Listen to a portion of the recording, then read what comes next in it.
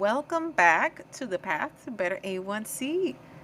I am your host, Jenny Peña, National Board Certified Health and Wellness Coach, Diabetes Prevention Program Lifestyle Coach, founder and CEO of GenB Coaching, and creator of the A1C Reset Protocol, my signature health coaching program that I designed to help you lower your A1C, balance your blood sugar, regain your energy, lose a few pounds, and do this without the overwhelming feeling of having to go on extreme diets or spending tons of time at the gym.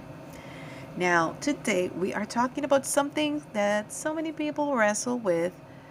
I'm going to say in the summer, but I think every time, right? Like any time that there is a special season, whether it's Christmas, Thanksgiving, there are always certain things that will trigger this. But I want to talk about how you can actually enjoy the season without falling into this all or nothing thinking about sugar. I have to ingrain that in my clients when I work on private coaching, that it is not about deprivation, but it's more about empowerment, balance, and feeling good about the choices that they make. That you're making a conscious decision. Even when you were taking that treat, you made the decision. It was not that, oh, I just stumbled upon these chips and I just ate the entire bag and I didn't even realize it. You know how horrible that may be? That you didn't really even enjoy eating that bag of chips. So, again, having that empowerment and that balance and help you to feel good about the choices that you make, that you're making that choice in a very clear mind and very conscious. So let's talk about this, right? Summer is packed with a lot of tempting treats. Ices, ice cream, fruity cocktails. There are even frozen yogurt that are dangerous with all the toppings and the things that you can find. We know the fruity cocktails, the barbecue sauces, all of these fair snacks, right? Like when you go like on street fairs, oh boy, right? Like it's all out there. And these are things that are typically when the weather is warm.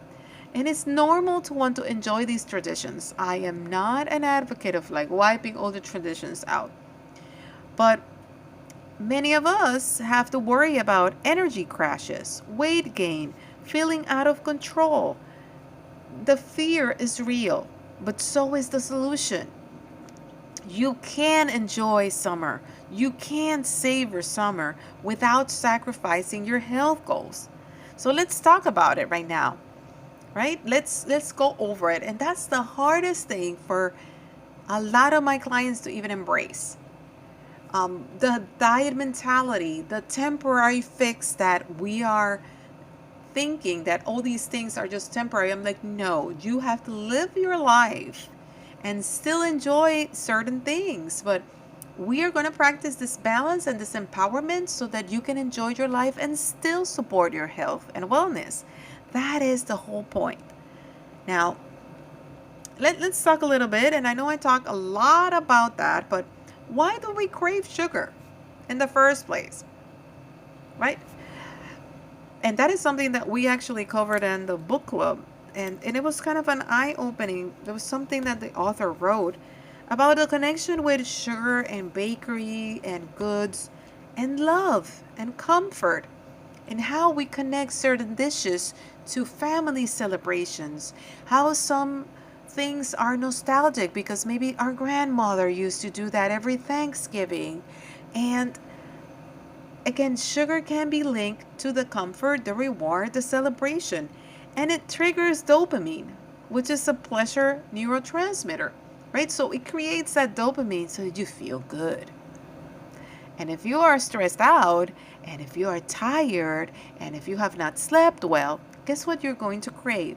Sugar. Why? Because it produces that dopamine and it's going to make you feel good. So it's not in your head, it is true. So again, stress, boredom, like all of these things, social settings, and we talked about that on the previous episode, they can all lead to mindless sugar. And that is like the one thing that I tell my clients. I'm like, please don't eat things just mindlessly. If you're going to eat that cake, make that conscious decision. Pick the best cake you could have and have that piece of cake. But don't just do it mindlessly to the point that you didn't even register, that you cannot even describe how the cake tastes, right? Make it a mindful decision. Now, summer events can amplify these triggers, right? We talked about all of these triggers and the pleasure and stress. So, parties, vacations, travel, social pleasure.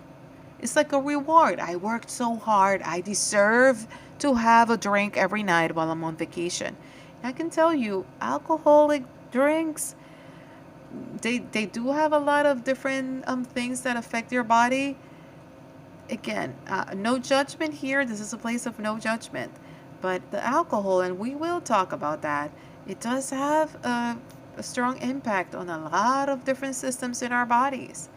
And if you are going for alcohol for comfort, it also creates a danger zone because now you're associating that as a reward and as a coping mechanism. Maybe when you're stressed, when you're going through some traumatic event. So I'm just saying. Now, understand why we may be reaching for sugar and why it may be the first step that you're changing and how to respond. So, how do you take charge of cravings? And a lot of people, this is like the one thing that everybody, pre-diabetic, diabetic or not, everybody wants to figure out how I can take charge of cravings. The simplest first step is hydrate. Drink water because thirst and hunger can actually mimic the cravings. So fuel up with the right things and hydrate. Infused water, herbal teas, regular meals with protein and fiber, all these things will help. Now, the other thing that a lot of people do not talk about, they're like, wait, what do you mean? And it's mindful eating. Do you take time to break away from your computer, from the phone, from the TV, from the kids, from multitasking? I am going to read this book and do when was the last time that you had this meal and you sat and you enjoyed it and you smelled it and you tasted it mindfully? That your brain and your mind is not somewhere else or doing something else. So how do you practice this mindful eating? Pause. Savor the flavors. Notice the fullness cues, because sometimes also we don't even notice. The body is trying to tell us, I don't need to eat anymore. And you continue because your mind is somewhere else doing other things. And also explore healthy substitutes. I'm not going to get into it right now, but there is a list of resources that has a lot of substitutes, right? Like fresh and frozen fruit, Greek yogurt and berries, dark chocolate, right? Like all these things, they're tied to specific micronutrients that are triggering that craving. So some people may have certain cravings for specific element, and it may be a sign that you may be low on certain micronutrients, but that may be a thing for a different episode. So again, these are healthy substitute. Energy bites that you can do homemade, fruit infused water. If you pick chocolate that is 70% or more, that is an amazing thing.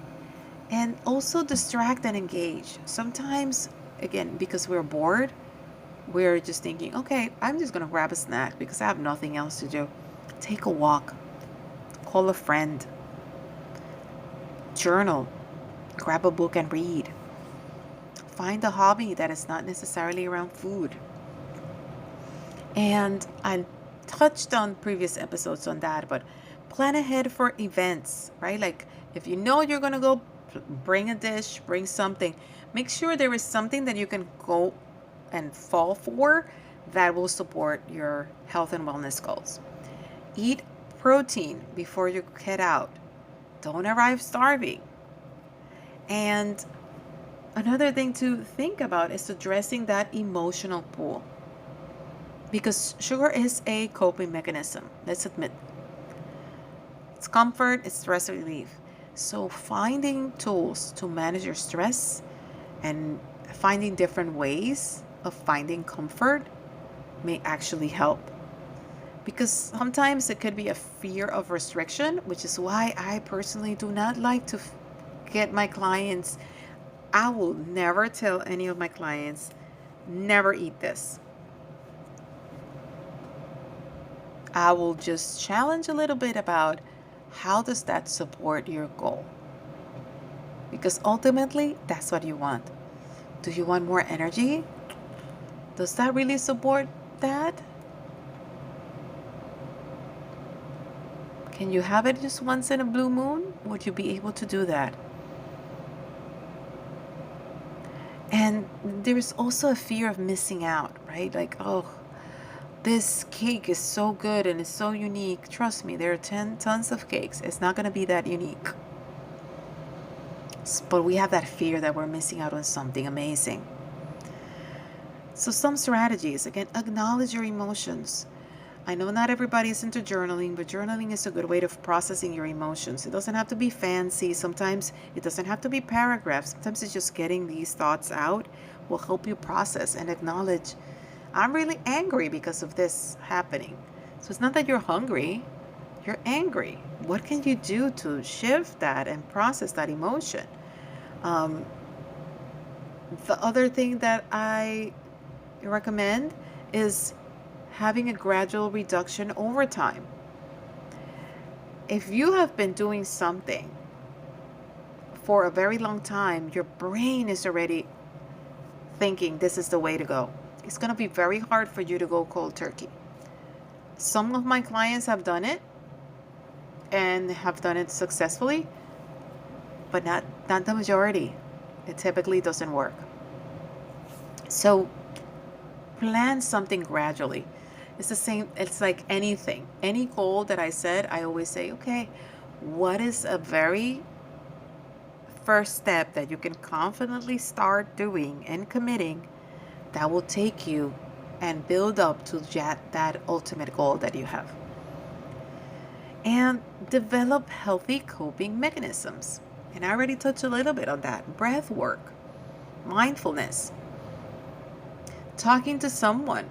Maybe you need to go to therapy. There's nothing wrong. So many people have this taboo about therapy. Therapy will help you process your emotions and find those tools to coping mechanisms. Again, exercise. Understanding that it's okay to feel fear, to feel overwhelmed. Because I know some cultures have this thought about, well, I should not feel this way. Or feelings of guilt. I know a lot of my clients that are diabetic, they feel so guilty. That is like the one thing. Guilt and overwhelmed. They're guilty because they feel that they caused this to themselves, and they're overwhelmed because they don't know where to start. Those are the two main things. And if you're listening and you're a diabetic, you know that those are the two main feelings that you felt the moment that they told you you're a diabetic. Overwhelming feeling, not knowing what to do. Oh my God, what is going to happen? How can I do this? And guilty. I caused that. It was because of my own habits. I should have known better. I should have done something.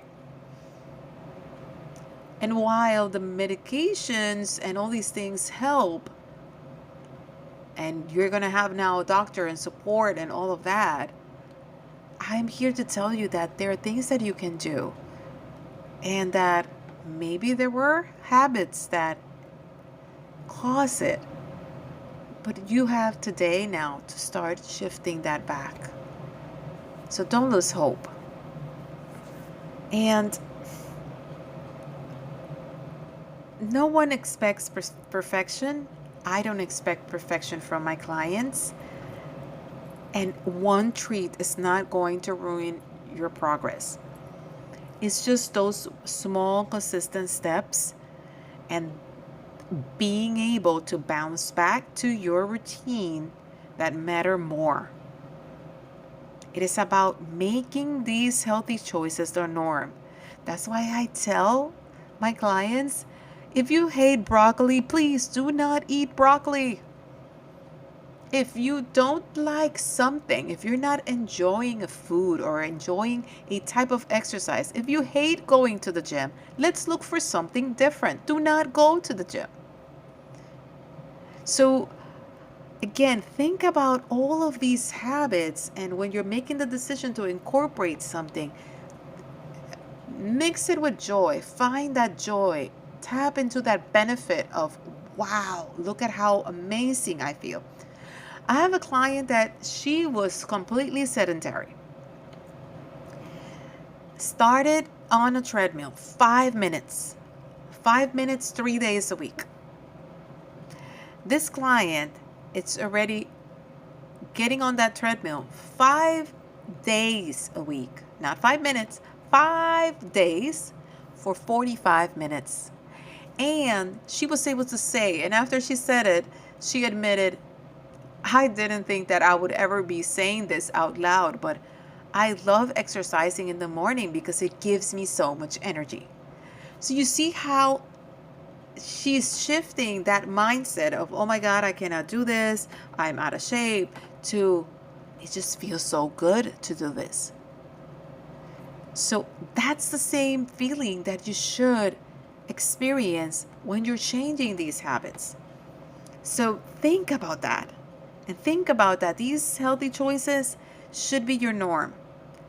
And you should be enjoying these treats mindfully. I'm not saying not to.